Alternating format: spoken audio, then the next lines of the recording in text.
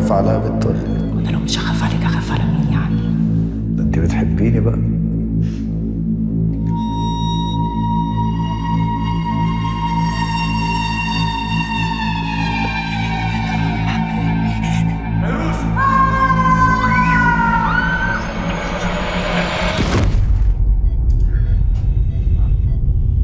أنا مش هتحرك من مكاني.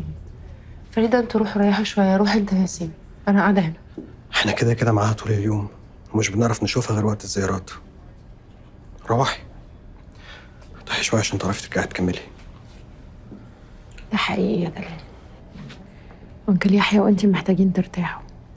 المستشفى قريبة، يلا. عليا فتحت. اتكلمت؟ معرفش، الممرضة قالت لي فتحت عينيها. مين عليا؟ البنت اللي خطبت فيروز. يعني مين مش لاقي البنت عليا؟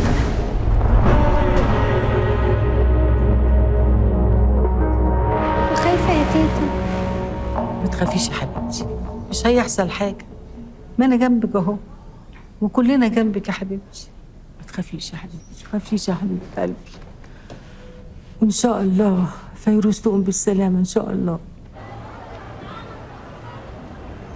وزع يا ابني على الناس وادعوا البدر بيه. ادي يا ابني لام اماني ما خدتش. كرتونه يا ابني لعمك ربيع. انت يا ابني كرتونه بسرعه. غوري هات ده من هنا، انت جننت. ده هيفيكوا في اللي مشغلك. والله العظيم يا باشا الدكانه دي تمامها تتحرق عشان لما نرمي له بعد كده 100,000 يبيعه وهو ساكت. لا لا لا، ربيع في ذمتي وبعدين كله بهوات. شوفوا يا باشا عليها فتحت عليها يا باشا.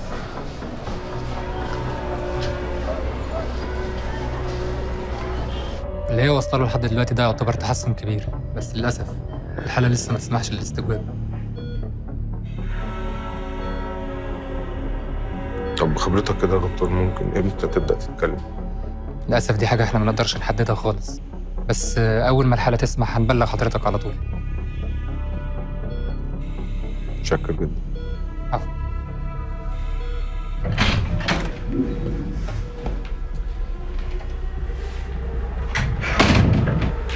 كلمت؟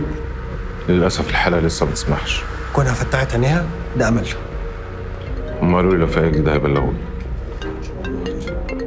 على اذنكم.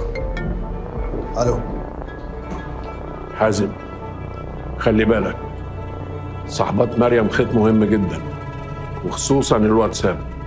حصل وهيتحقق معاهم.